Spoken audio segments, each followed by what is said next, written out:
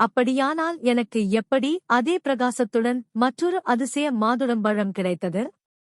அரசே, தங்களுக்கு கொடுத்த பழத்தை புசித்தீர்களா என்று கேட்டான் அந்தணன். அதை என்ன செய்தீர்கள்? என் உயிருக்குயிரான அனங்கசேனையிடம் கொடுத்துச் சாப்பிடச் சொன்னேன். ராஜபத்தினியார் அந்த பழத்தை சாப்பிட்டார்களா என்று விசாரியுங்கள். உடனே அனங்கசேனையை வரவழைத்து அரசன் பின் வருமாறு கேட்டான். தேவி, சத்தியத்திற்கு கட்டுப்பட்டு நான் கேட்பதற்கு பதில் சொல். சில நாட்களுக்கு முன்பு உன்னிடம் சாப்பிடக் கொடுத்த பழத்தை என்ன செய்தாய்? சாப்பிட்டாயா? அரசனின் கேள்விக்கு உடனே அனங்கசேனையால் பதில் கொடுக்க முடியவில்லை, தடுமாறினாள். சொல், தேவி என்று துரிதப்படுத்தினான் மன்னர் பிரான்.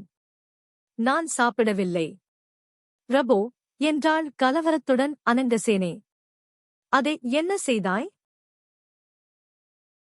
அது இப்போது எங்கே இருக்கிறது என்று வற்புறுத்தினான் பர்த்ருஹரி.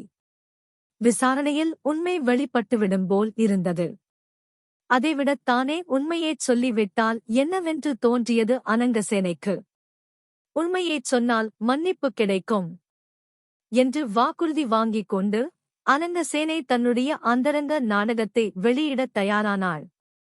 குதிரைப்பாகனிடம் அந்த பழத்தை கொடுத்து விட்டேன் என்று சொல்லிவிட்டு தலையை குனிந்து கொண்டாள் ராஜபத்தினி. மன்னாதி மன்னனுக்கு உண்மை விளங்கிவிட்டது. மோகத்தின் சுழலில் சிக்கித் தவிக்கும் மோகனாங்கியின் நிலையை உணர அவனுக்கு அதிக நேரம் தேவைப்படவில்லை. குதிரைக்காரனை அழைத்து விசாரிக்கவே அவன் பழத்தை வேலைக்காரியிடம் கொடுத்ததும், அவள் இடையனிடம் கொடுத்ததும், அந்த இடையன் சாணக்காரியிடம் கொடுத்ததுமான ரகசியங்கள் வெளிப்பட்டன.